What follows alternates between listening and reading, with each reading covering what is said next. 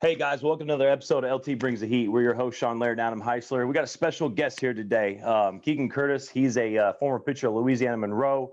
Was drafted by the New York Yankees, I believe, in 2018. Is that right, Keegan? Yes, sir. That's all right. So I'm actually really excited. Adam and him know each other, and Keegan's obviously working in off season right now. And how you doing today, buddy? I'm doing good. Can't complain. Yeah. Nice day outside. Pretty nice. Yeah. Exactly. Well, yeah, you guys get the nice day outside. It's like 30 degrees here, so I'm chilling in Indiana while you guys are enjoying life down south. But so kind of tell our listeners a little bit, Keegan, like kind of who you are, where you're from, and kind of your recruiting process that kind of led you where you are today. All right. So my name's Keegan Edward Curtis. I'll give you the full take on that. Yeah. Born and raised in Mobile, Alabama. I grew up playing baseball for as long as I could remember. I went to W.P. Davidson High School in Mobile. Played 4 years there.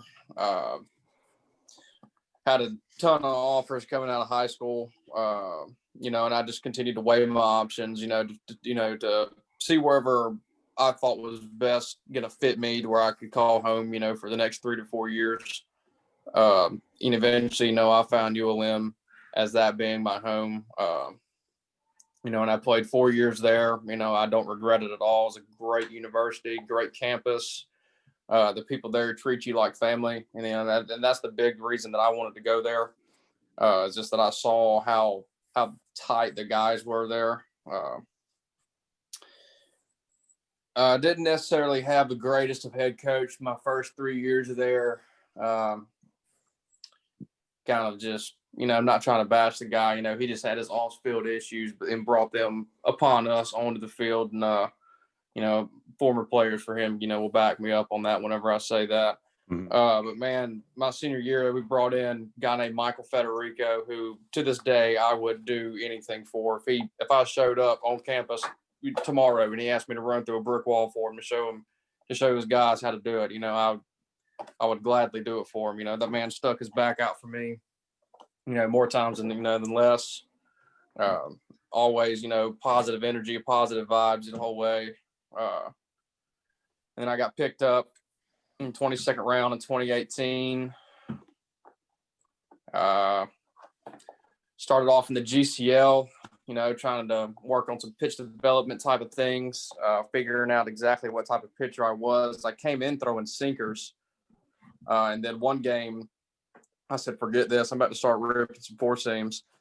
And as soon as I got done, Danny Burrell, our old coordinator, pulled me to the side and was like, were you throwing two seams or four seams? I was like, I was throwing four seams. And he was like, yes, stick with that, drop the sinker, and just start throwing four seams and, keep working on the curveball and we'll develop a slider. And, that's where I'm in. That's where I am today. I started last year, or we didn't get to play last year. So in 2019, started off in extended spring training. That was a little bit of a bummer.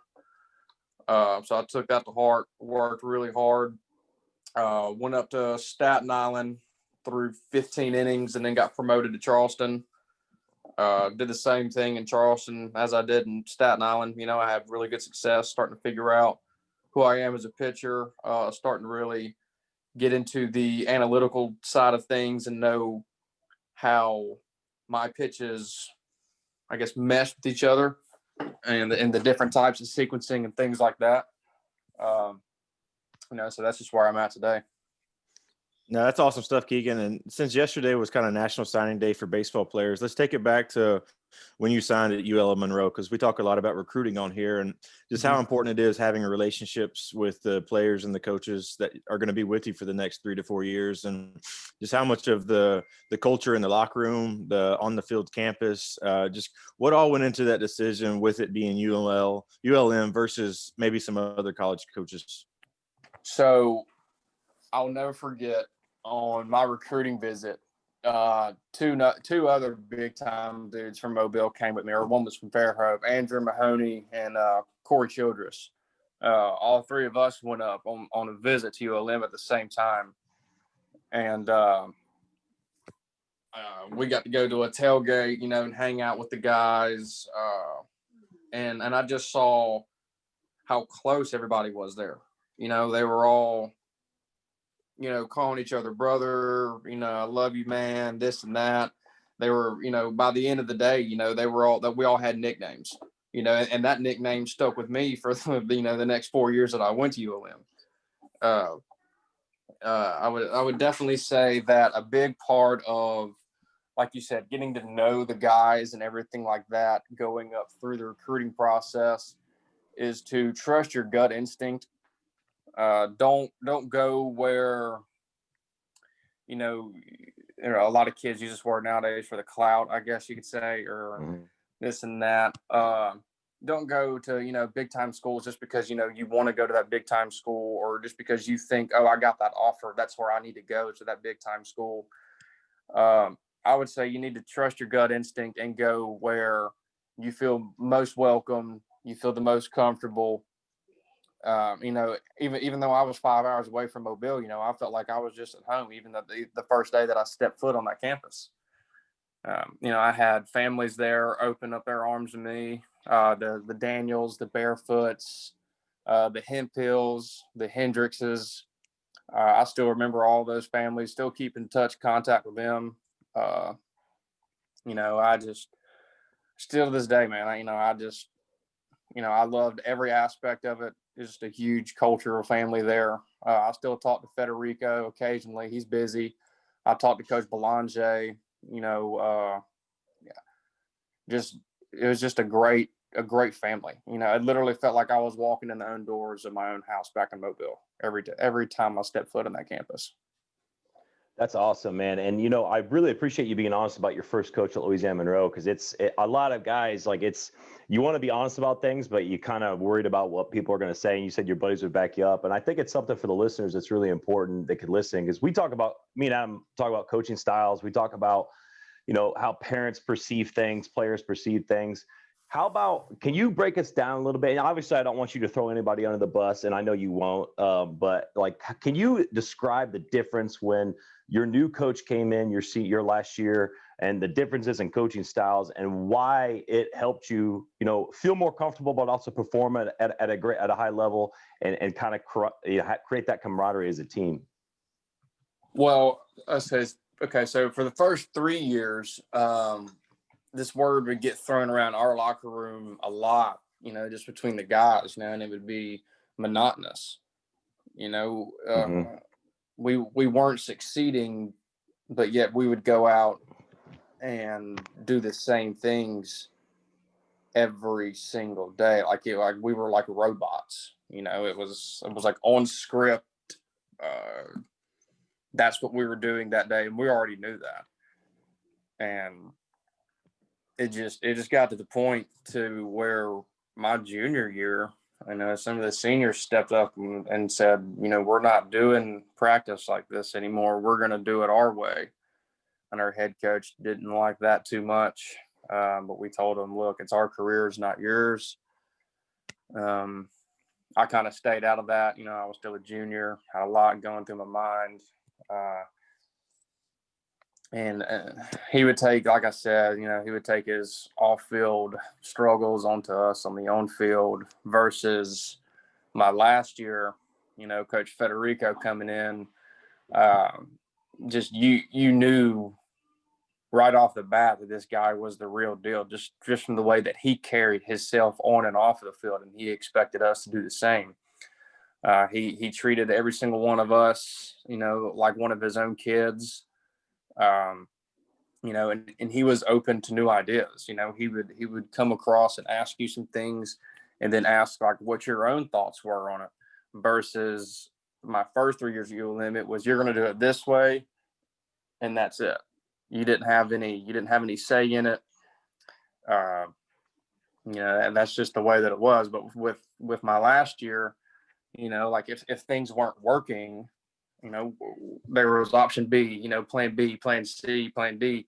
He had multiple, scenarios, or multiple tools and drills and, practice plans and different things like that, we weren't doing the same thing every single day. And even though, we fell short, my senior year, I do believe that, I was a part of that group that laid the foundation for that program moving forward. And here the past year, I think they came in like third in the Sun Belt. They went all the way to the semis. They came in like third or fourth, one of the two. And versus, my 4 years at ULM, we never even made the conference tournament, not once. And that really bugged the crap out of me, to be honest with you, because I never even sniffed the postseason in 4 years in college baseball. And that's what I feel like all the hype was growing up. You're sitting there, getting to watch all the regionals and the super regionals, and the College World Series. I mean, being out of mid-major school, you don't really see a lot of those mid-majors get there. So, that always, gave me a little chip on my shoulder even more, coming from the high school that I came from. We weren't necessarily the greatest high school around, and I got tired of hearing all the kids talk smack about our high school and this and that. I'd always, just play with a chip on my shoulder because, everybody said, we weren't going to be any good. Nobody's going to come out of there and be any good. So, I still carry that chip in me today. Yeah, that's great stuff that you dove in deep on that. And being with the Louisiana Knights organization, Coach Federico's son plays on one of the 14 or 15-year-old teams. And we've heard nothing but rave reviews about him, as well as the player and the coach. So I'm so glad that you were able to hit on that from that standpoint. Besides just having the coaching change, was there anything that personally you did different, maybe from a training standpoint, to kind of help you get ready for that senior year? Or was it just kind of different coaching avenues that were helping you, I guess, get to try new things and implement new drills and implement maybe a new long toss session? Was there anything different that you did that really stood out that you think kind of took you to where you ultimately got drafted in that senior year? Without a doubt. Federico moved me to the bullpen and said, that's where your future is going to be, is in the bullpen. I said, I'm all for it. I'm on board. Let's roll with it. I started getting introduced to weighted balls by a guy named Joel Mangrum. I started doing those religiously.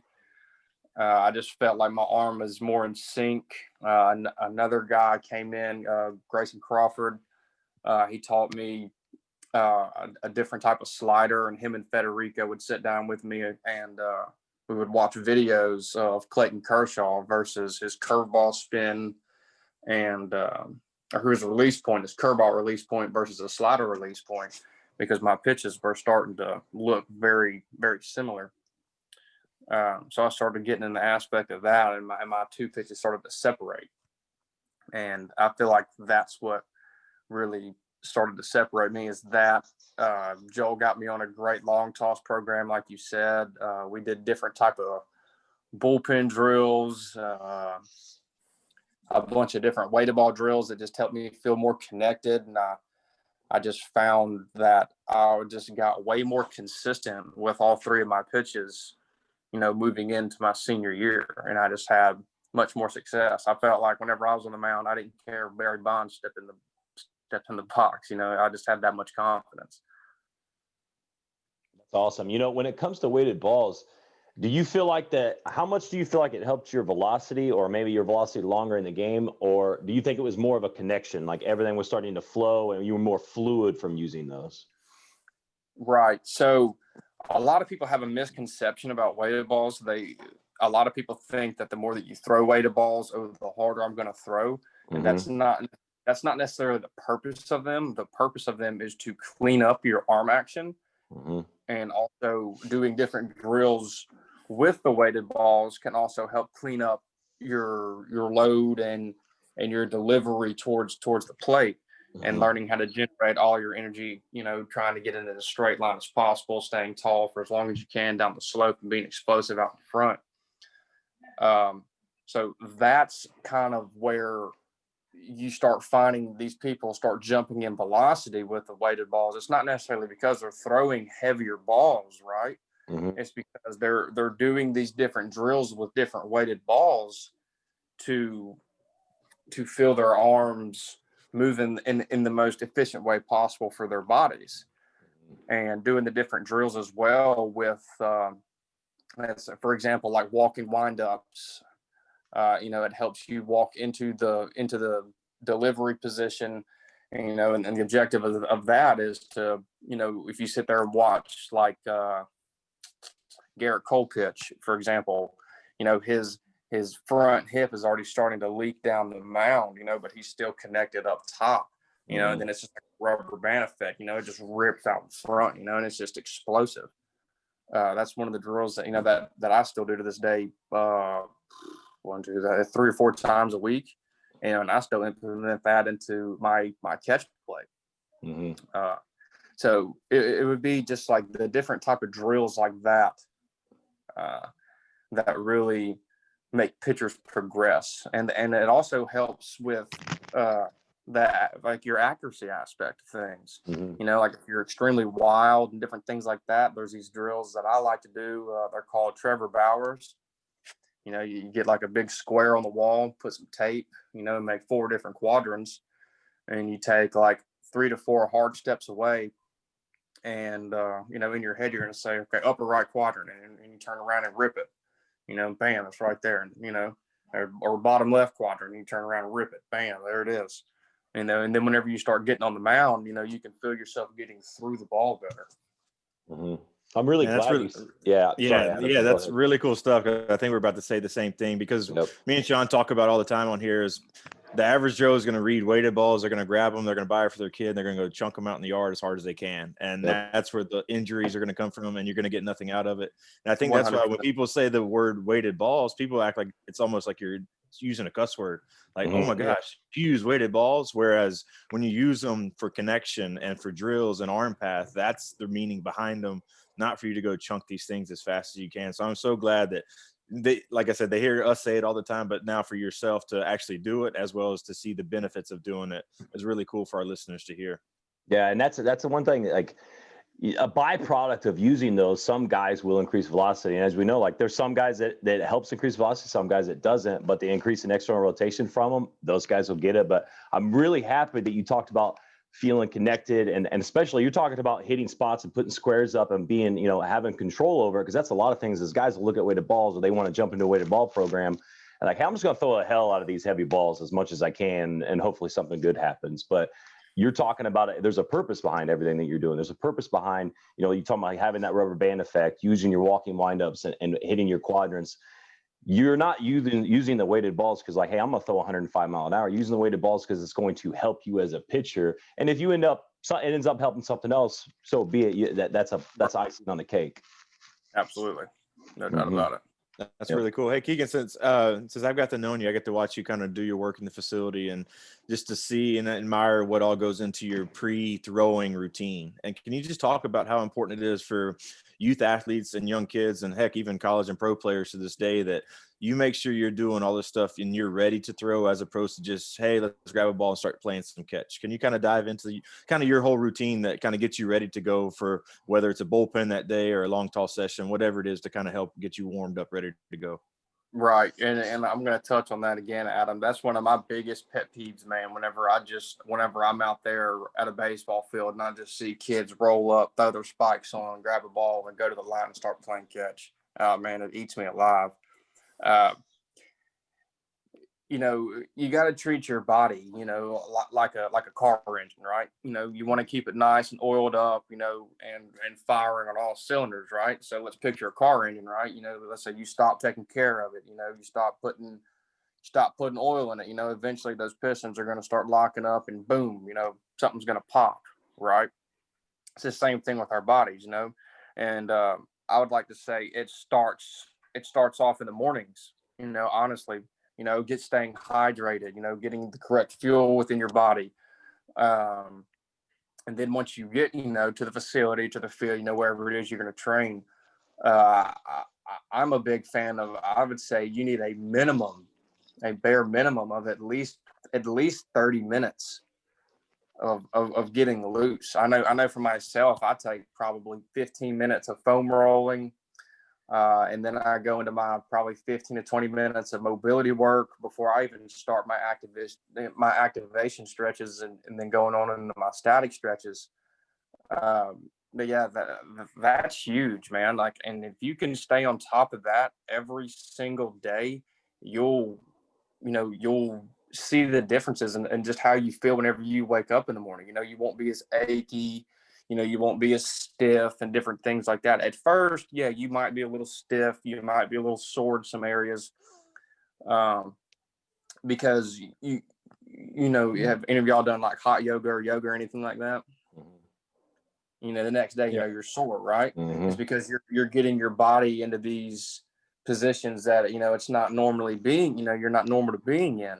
Yep. But the more consistent that we get to that, being, stretching out our hips, our I'd say our forearms, our traps, triceps, biceps, pectorals, quads, hammies, calves, just from head to toe, I like to sit there. I'm probably about an hour. I'm probably a little over an hour. I have a playlist on my phone, that I throw in.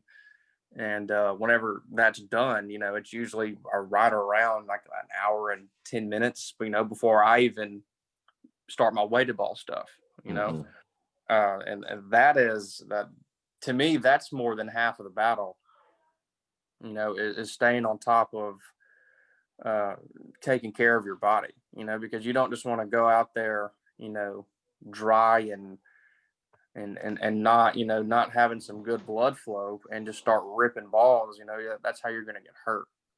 And that's good especially for our high school guys. Now, obviously college guys too, to hear is the problem is like when I coach guys in the summer, I'll have a specific plan. Like it's a template and I'm like, hey, like this is our template. If there's certain things that you want to utilize in this, do your plan with this, but this is to give you an idea of what you should be like. Cause there's a lot of times, like you were saying, like, man, like if you're not doing this mobility stuff every day, if you're not taking your time and like 30 minutes before you're even touching a ball or your weighted balls or whatever you're doing in your programming, yes, maybe you get by a couple weeks over it, but over the course of a long season, your body's going to start breaking down and skipping those 100%. Things.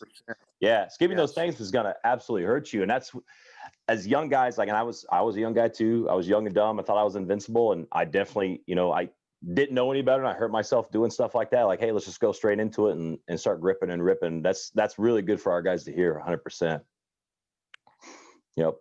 So earlier you started talking about, your sinker, making the adjustment from throwing your sinkers to, hey, let's start throwing four seamers. I would assume a lot of it had to do with your spin rate and some of the metrics that you were kind of learning on, or maybe swing and miss. Could you kind of break it down for us of why that change happened? And obviously you had feel to do it in the middle of a game before you probably even heard anything about it, but kind of break that down for us. Because I think this is something, especially for the new school guys, this is really important for guys to hear.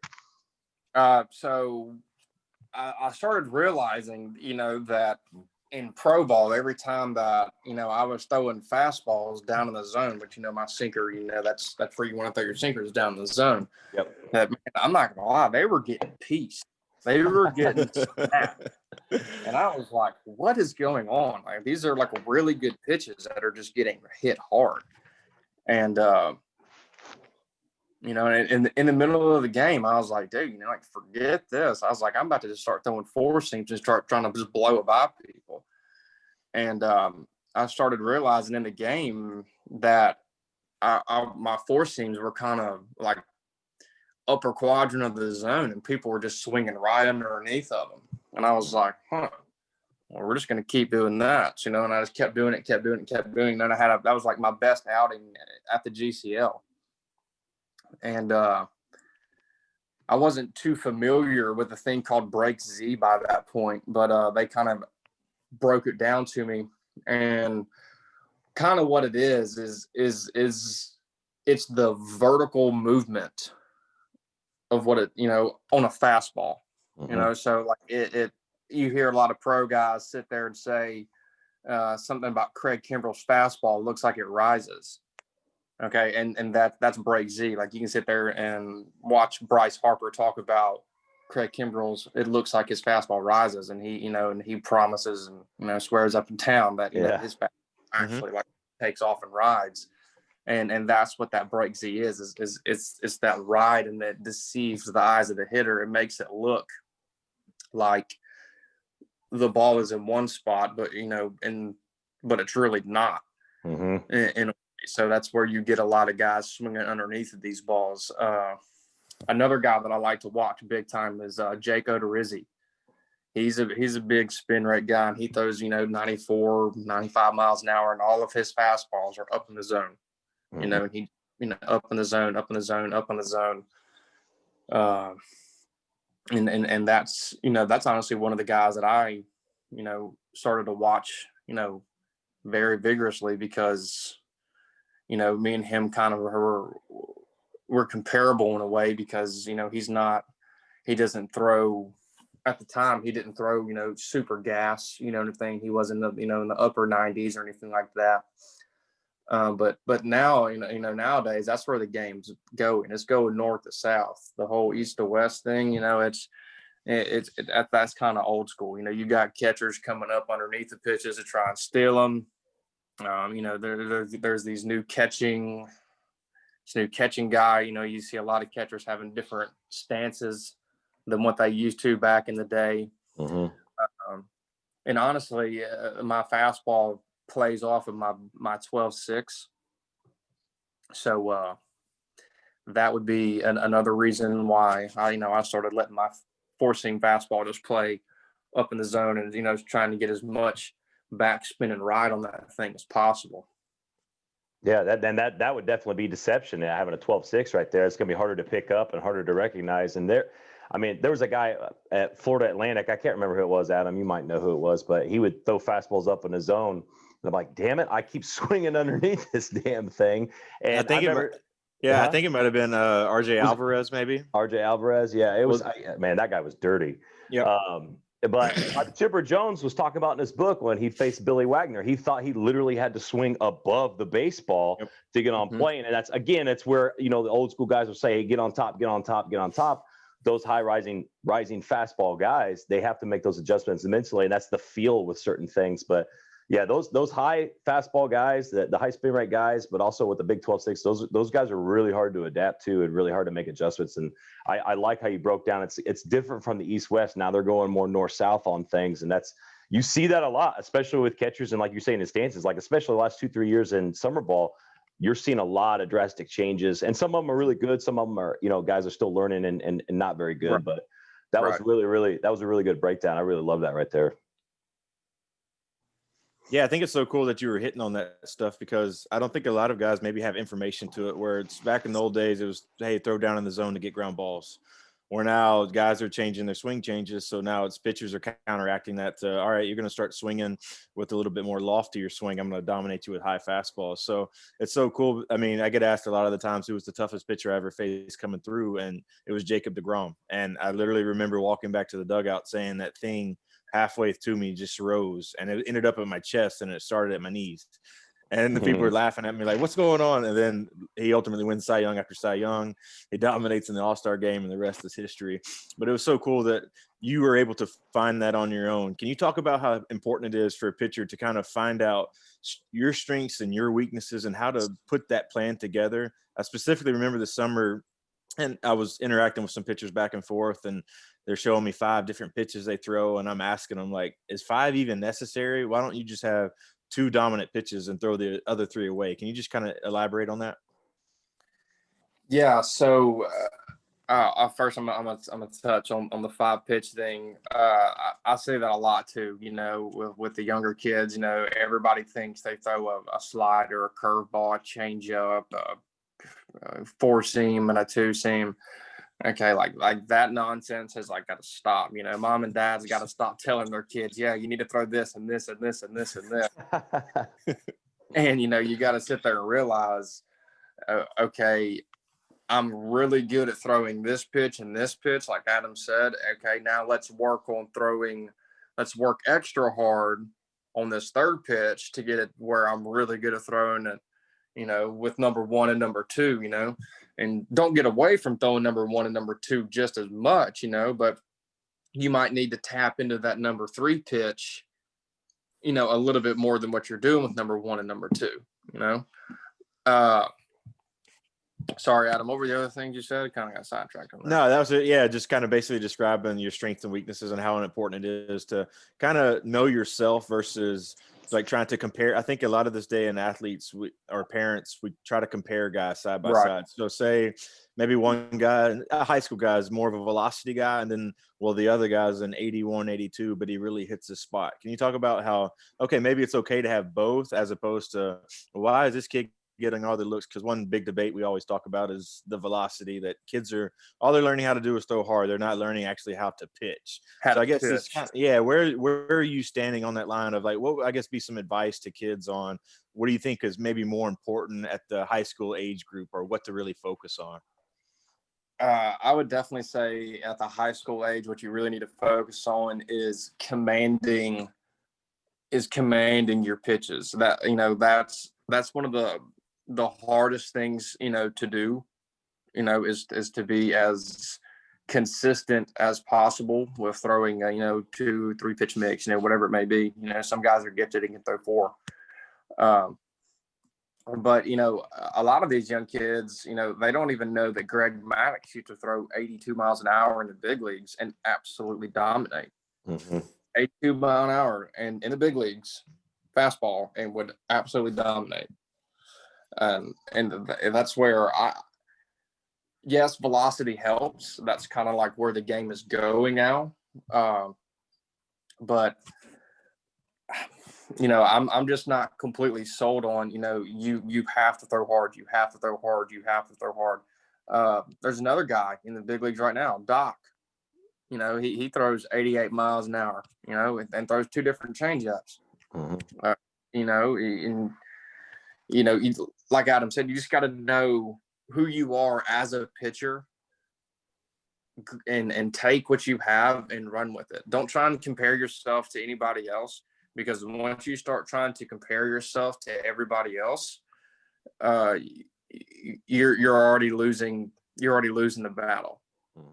Because once you start trying to compare yourself to other people, that means that there's doubt in your mind that your stuff isn't good enough. And once that little tiny ounce of doubt seeps in between your ears, it's game over, because you're never gonna be confident again. Because you're gonna sit there and say, "Oh gosh, that guy's throwing 97. I only throw 88. Why can't you don't want to be like that. You need to sit there and say, so what? Stu throws 97 and he gets smacked around a little bit. I throw 88 and dot. I can get an ad sack. So what? Yeah, that's money right there, because there's a lot of guys. We have guys that we see that are very successful in the Bulls organization that I coach, and guys that I train too. They're successful at something, and they look at this guy and go, well, this guy's throwing 5 miles an hour harder than me. And you see that insecurity and you see that doubt in them, like, oh, I need to change something. I'm not where I need to be at. I'm like, dude, like, you're committed to a D1. You're dealing right now. Your role, you need to know your role and accept that role. And maybe you will be throwing harder one day, but at the end of the day, it's whoever makes it to the big leagues is winning. And everybody's going to be a little bit different. And I see that doubt. And I see guys like this little insecurity, like, oh, I need to change this. I need to change something. And like, dude, you just do a CG and you're worried. Like, build on what you just did. Right. But, and to me, try and get as much information as you can, on who you are as a pitcher, and the Yankees do a great job of that, giving us as much feedback as possible. And it's there for us, with the Yankees organization. It's there for our taking. We have our tech guys that follow us around, even on the roads and different things like that, grabbing as much data as possible from every pitch that we throw, every at bat that they take. And it's there for you, and I see a lot of guys in pro ball to this day, that don't take advantage of that stuff, and I'm kind of looking around like, why are you not taking advantage of this stuff? Because it's literally telling you who you are as a pitcher and what your faults are and what your strengths are. So why not sit there and take off with that information, go home during the off season and absolutely, just go as hard as you can at your faults with along as, staying on top of your strengths as well. I just don't see why a lot of people don't grasp that aspect of everyday life. That's just, outside of baseball, it's just everything.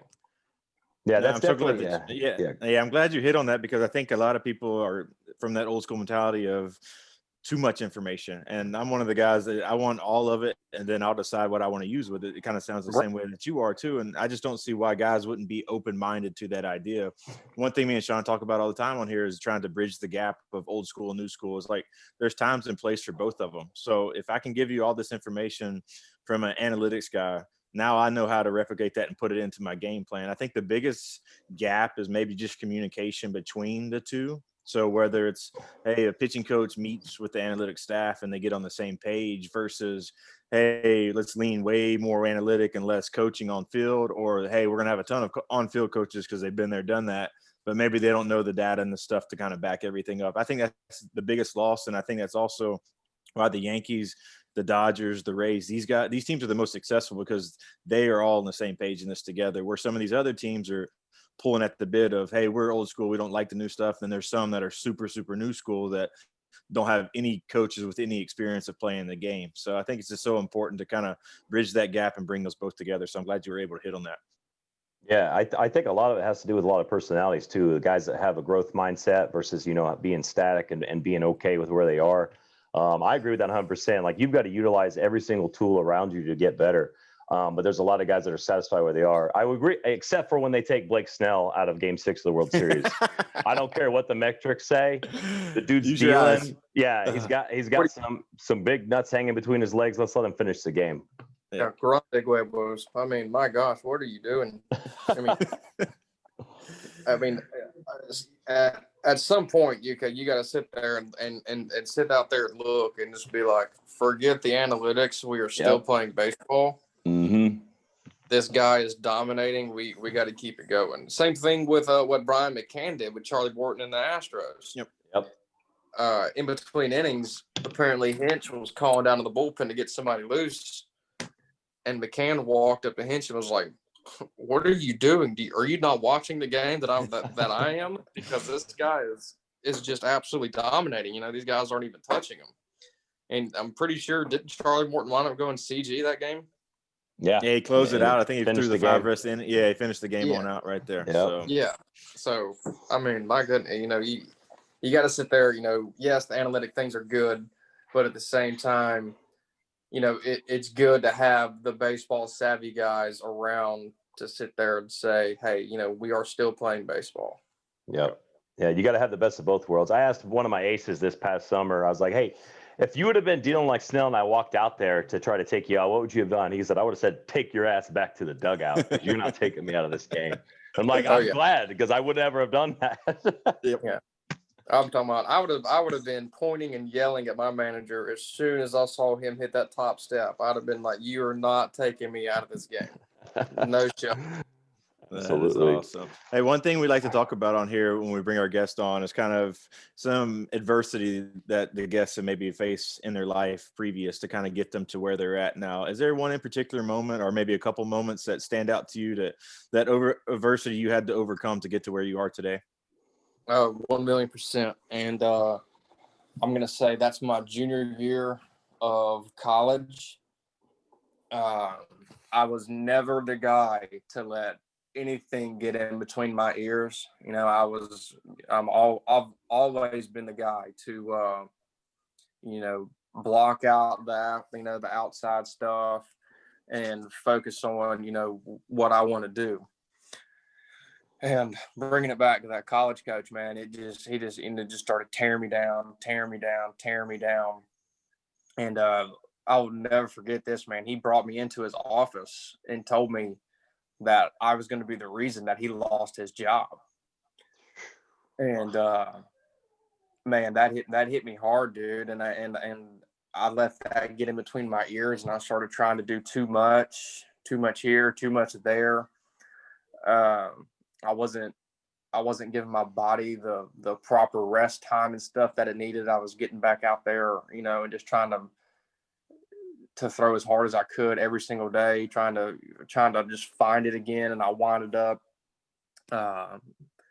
having some forearm tendinitis pop up on me really bad. I got scratched from, I think, 3 or 4 starts. One being the worst was I was out there at Georgia Southern.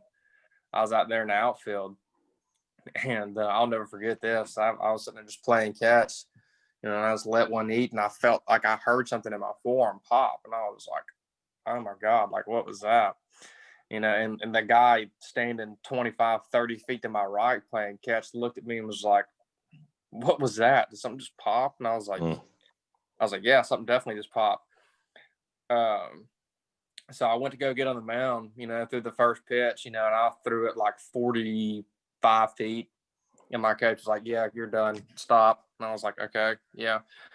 Went to go get an MRI, nothing, it came back negative. I got a second opinion, came back negative. It was just like really bad tendinitis, and what they came to the conclusion was that it was scar tissue that had just built up in that area and it just popped off. And that's what we had heard. And I experienced some dead arm after that. My velo dropped big time. I was used to being able to throw, 95, 96, throw fastballs by people. I couldn't do that anymore. I think, I was only throwing like 90, 91. And so I got moved to the bullpen. My demeanor was down. I let the outside world get the best of me and, turned down. The Astros tried to call me in like the 32nd round. I didn't even answer the phone because I knew that I wasn't ready. I knew that if I would have answered that call and they would offer me some money, that I was going to go and I wouldn't be playing pro ball right now. Without a doubt, I would have played probably 2 years and they'd have been like, yeah, this kid's see ya. Mm-hmm. I told Trevor, the scout from the Astros, hey man, I'm going to go back for my senior year. I got some unfinished business to do. And, from that day on, I looked myself in the mirror and I said, this is what you got to do. And this is who you are. Don't get away from who I am. And Coach Federico did a great job of, opening my eyes, to what I could become. Same thing with Joel Mangrum, Grayson Crawford, Coach Belanze, all those guys really helped me open my eyes to what I could become, and then getting into pro ball, not everybody's, the same, have different strengths and different, weaknesses. But that would be the biggest piece of adversity that I have definitely had to overcome. That's a great story, man. I really appreciate you sharing that too. And I don't know if your former coach will ever hear this, but if you do hear this, you're a piece of shit because I can't believe that he said that to you. It makes me want to, I won't say it on air because people will hear this, but you know what it makes me want to do because that's the exact opposite of being a leader like that. You're supposed to take extreme ownership, and if you're talking to a young man like that and you say something like that, that's literally like it's you. He recruited you. He got you on the team, and obviously you're doing very big things now, playing the Yankees organization. So I mean, that my blood boiled when I heard you say that. But I mean, props to you, man, to be getting over through that adversity. Because I mean, the adversity makes the man, and we say it every single time. And I can already tell that there's a lot of things going through, a lot of confidence that you have inside just by listening to you talk and going through those things, and that. It made me happy hearing the end of that story, obviously, too, because there's a lot of personal growth through that story.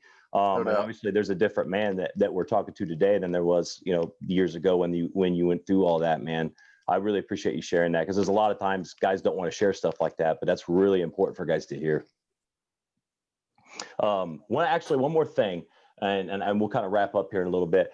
You started talking about the elbow pain, and I almost forgot to ask this.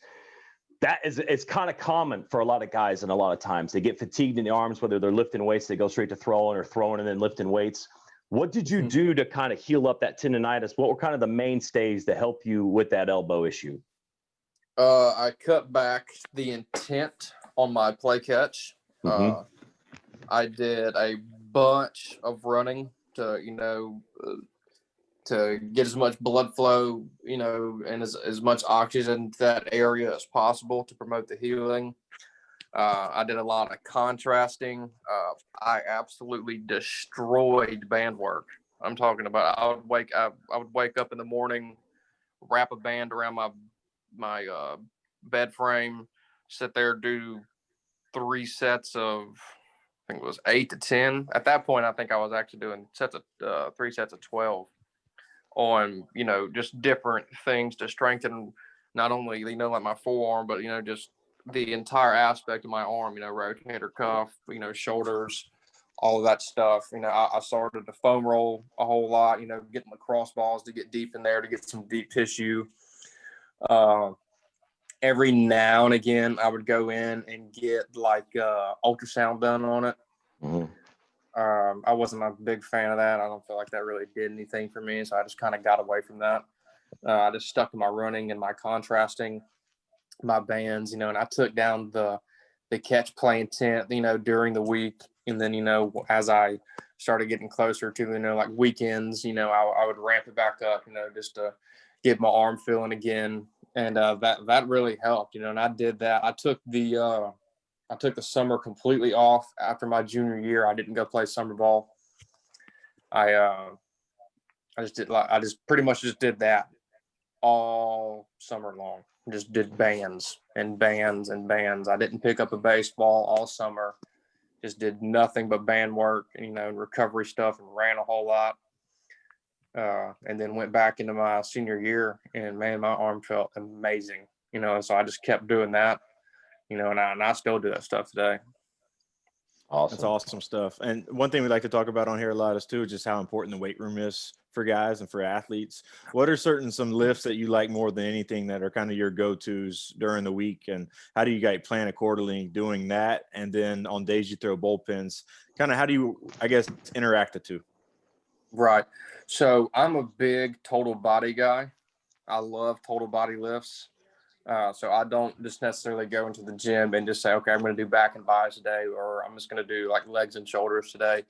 I would definitely say I am a huge, huge fan of TRX rows, weighted inverted rows, weighted push-ups, dumbbell bench, and then getting into my favorites would be back squat and deadlift. I love those. I'm a big legs guy. I absolutely crush legs. That's my go-to. I would definitely say deadlifts beat back squat, but I still love back squats as well. And from mixing that in, with what like your catch play and things like that, I'm on like a routine, and I have a schedule. So I feel like that's something that everybody needs to start being able to get into, is finding a routine and a schedule of, what you're going to be doing throughout your week. That way you can plan your lifts and your throwing stuff accordingly. So like for me, I lift big on Monday, Wednesdays, and Fridays. And my throw days are like, my big throw days are Tuesdays, Thursdays, and Saturdays. So on the Tuesdays, Thursdays, and Saturdays, I just crush, like after I get done throwing, I just crush even more mobility. I do a lot more band work.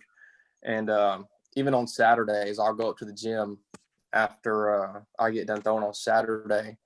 And I'll do my mobility and my extra mobility and extra band work there.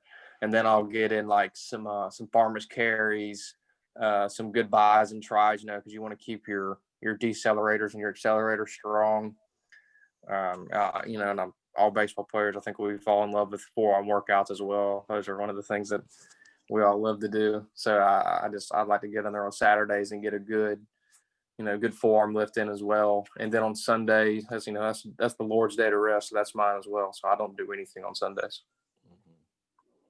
That's good stuff, man. And what I really like listening to you talk is that you listen to your body and you understand, like, hey, I'm going to use these 3 days to be my max effort days on throwing, or my harder days throwing. And these 3 days I'm going to focus on the lifting part of things. And that's really good, man, because there's a lot of things, like it took me a long time to figure stuff out like that myself, because I was all balls to the wall myself. And obviously as you get older and you start learning, you start getting injuries and stuff, you start being able to adapt to that stuff. And it's funny how with that, excluding all the research and all the studying and the education aside, usually people start figuring things out themselves and figuring out the right way themselves. And that's exactly kind of what you're saying right there. Is like, hey, I'm going to protect my arm. I'm going to focus on these days throwing, focus these days lifting.